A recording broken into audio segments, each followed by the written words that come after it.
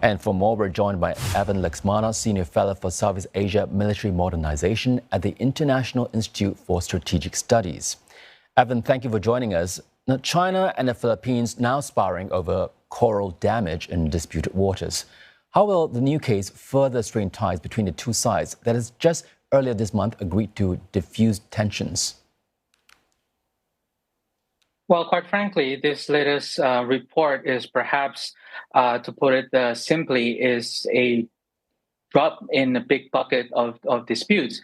These are just the latest in the tactical challenges by both sides in a bigger strategic game that I think is far from being done. So, yes, this adds into the additional layer of concerns and clashing views and interests between China and the Philippines, but it's certainly not a game changer as many would suggest it could be.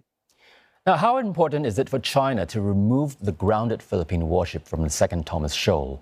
And how essential is it for Manila to keep it there? I think the challenge isn't just about the grounding. The challenge is also about undefined maritime features within the context of negotiated maritime delimitations that remains far from being clear. But also, I think what's tricky is that all of these things are happening under a spotlight of active transparency from the Philippine side. And as we've seen in the last few months, China is also stepping up its effort to provide their own version of information. At a time when there's bright spotlights from both sides, nobody really wants to be seen as backing down. So China, in that sense, has made it a point that they would like to see the grounded Sierra Madre to eventually collapse or no longer be in place. And of course, Philippines would have the opposite position.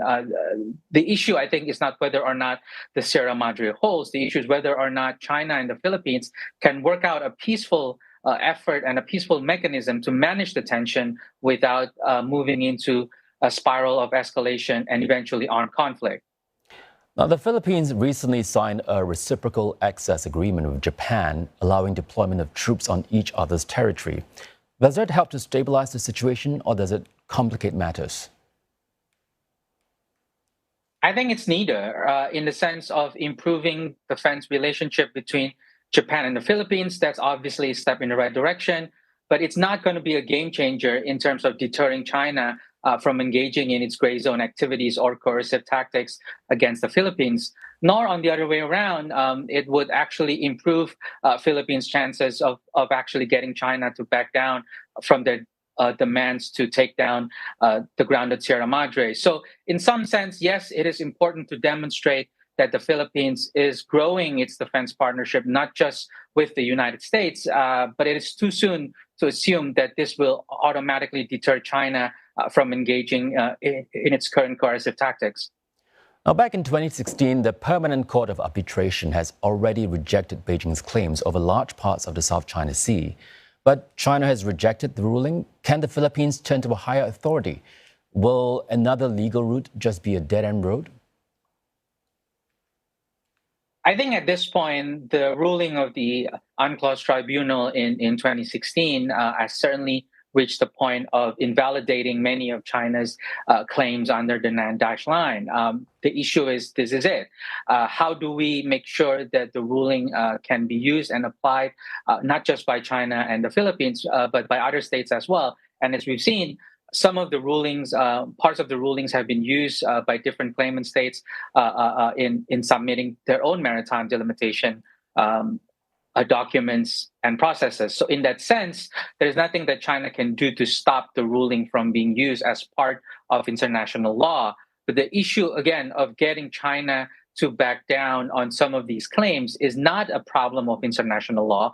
No amount of international law will be sufficient by itself to get China to back down. The issue is balancing diplomatic communication and strategy, as well as defense partnership and military development. And this is what I think is the tricky balance, because it's not going to be the case that international law alone will be sufficient to get China to change its behavior.